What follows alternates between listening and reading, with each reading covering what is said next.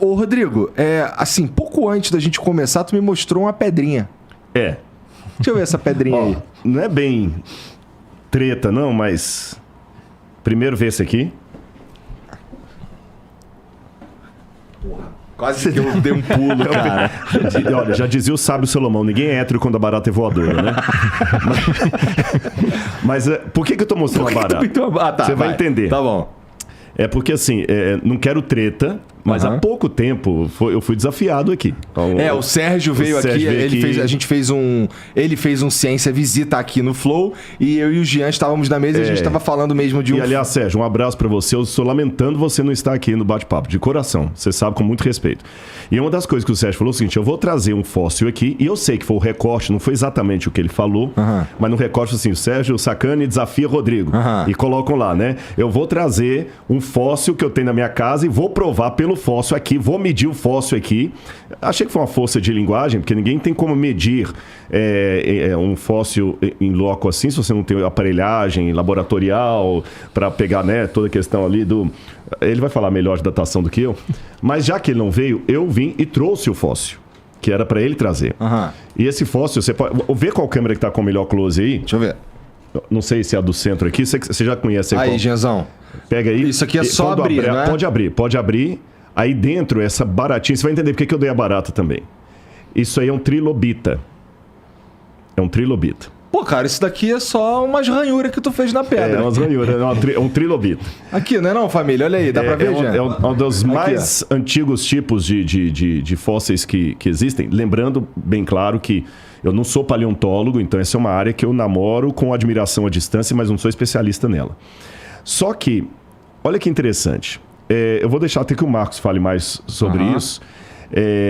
Um fóssil desse, por que eu coloquei a barata?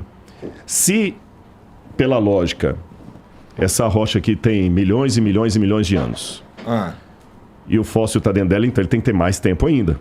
Lógico. Se você pega uma caixa e coloca cimento em volta, e o cimento tem 400 anos, a pessoa que está ali tem que ter no mínimo 400 anos, porque o cimento está fora. Concordo.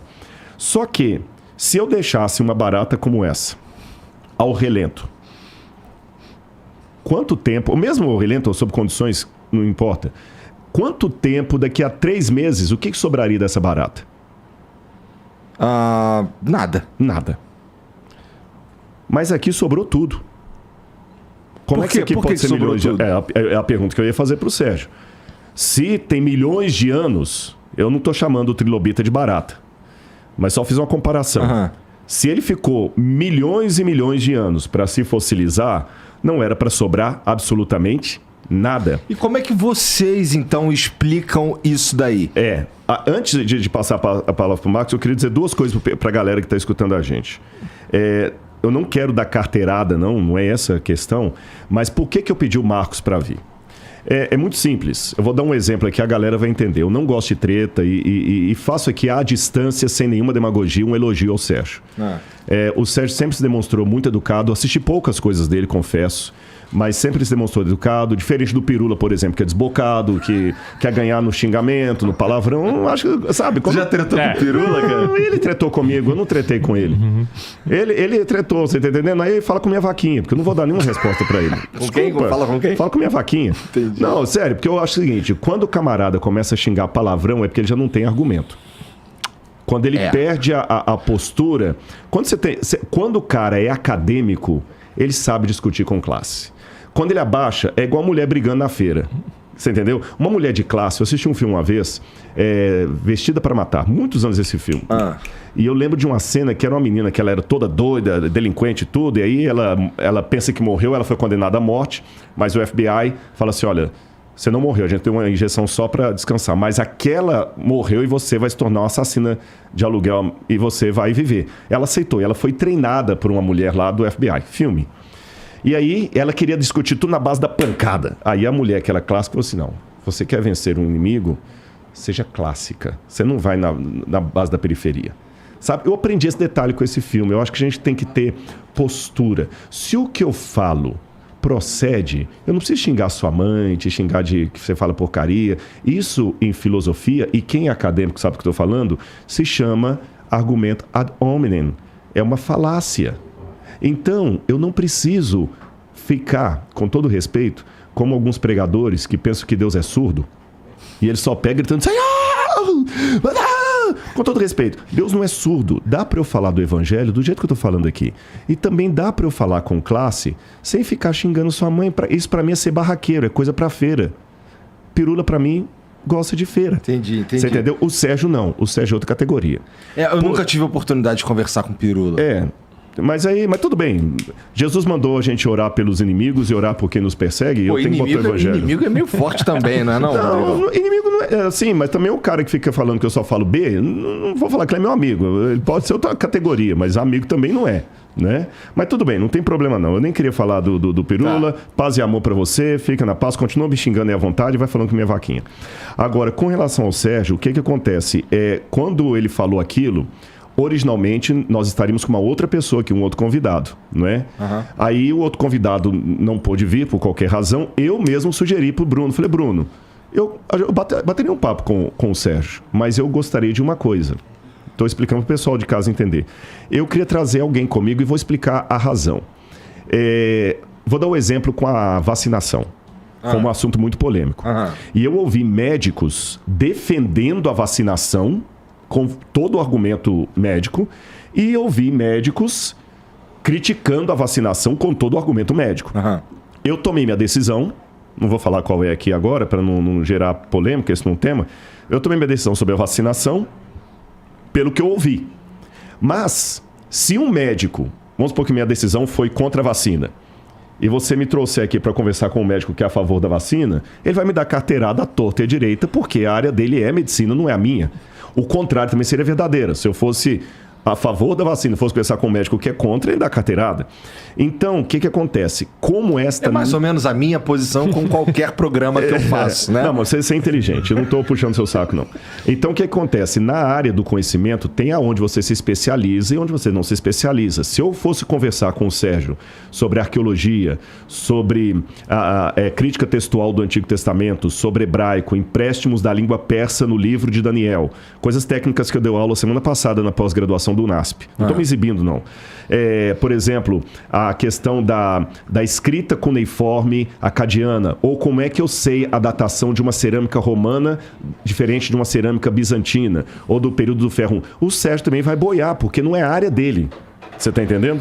Mas como ele me chamou para um terreno que é a área dele, eu quis trazer alguém que é da área, até para falar assim, que eu não estou falando bobagem. E acho que é importante o pessoal conhecer o currículo do Marcos, porque o Marcos, eu não estou aqui para enaltecê-lo, ele foi até a aposentadoria professor da Unicamp, tem um recorde brasileiro nacional de publicação de artigos científicos em Qualis A. Tem uma reação química. Com o meu nome, sim. Com o nome dele. Então, quer dizer, o cara não é porcaria. Desculpa, ele não é um youtuber. Você tá entendendo? Ele não é um youtuber que fica falando um monte de coisa, não. Ele é acadêmico. Só pegar o Lattes.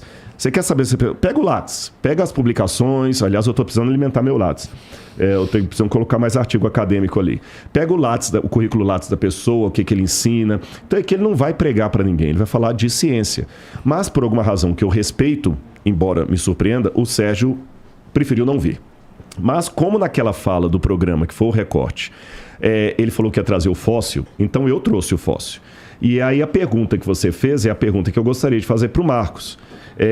Eu, como leigo em paleontologia, a pergunta da barata eu faço para isso aqui. Se a barata deixada aí na natureza, em 3 meses eu não tenho nem as asas dela, como é que um trilobita deixado milhões de anos foi fossilizando aos pouquinhos e manteve tudo, inclusive o olhinho muito bem feito. O próprio Charles Darwin falou que o olho é a parte mais complicada da evolução, porque você não consegue explicá-lo através da evolução. E o trilobita, qual é o ancestral do trilobita? Quando ele aparece lá você tem vários períodos, cenozoico, fanerozoico, ele vai explicar isso. Então, eu não consigo ver como é que isso aqui tem milhões de anos e preservou, inclusive, toda a estrutura do ser. Eu só consigo ver isso aqui como um soterramento instantâneo que, de certa forma, petrificou o bichinho de uma vez só. Porque se ele ficou ao oxigênio, exposto ao ambiente, por uma semana, já não seria mais um trilobita. Porque nem um mamífero fica tanto assim. Mas aí eu vou parar aqui. E aí a única coisa que eu coloco disso aqui, que eu quero deixar claro pra galera que tá assistindo a gente, que eu sei que tem milhares de jovens assistindo, e como vocês estão surpresos, o objetivo aqui Igor, e você falou uma coisa bonita que eu fiquei feliz de ouvir. Você falou, Rodrigo, eu sei que você é da paz. O objetivo aqui não é, de maneira nenhuma, não é, e se alguém entendeu assim, vai entender muito errado, não é invalidar o Sérgio ou os que concordam com o Sérgio. Não é para falar agora que o aluno vai chegar na sala de aula, professor ateu, tá falando besteira, tá falando B, igual me acusaram. Não vá para aí não. Sabe o que eu acho? Eu vou até surpreender o Marcos, talvez, com a minha fala aqui. Eu acho que a universidade tem que continuar tendo o professor ateu, agnóstico, evolucionista, porque a universidade é o espaço da discussão. Tá certo? Anísio Teixeira já falou, a universidade é a coisa mais importante, pluralidade de ideias. E eu concordo com isso. O nosso objetivo aqui não é falar que professor ateu e evolucionista é ridículo, que ele é covarde, que ele é desonesto. Não. O meu único objetivo aqui é resgatar o conceito de universidade da época de Anísio Teixeira, porque nós temos um paradoxo muito estúpido hoje.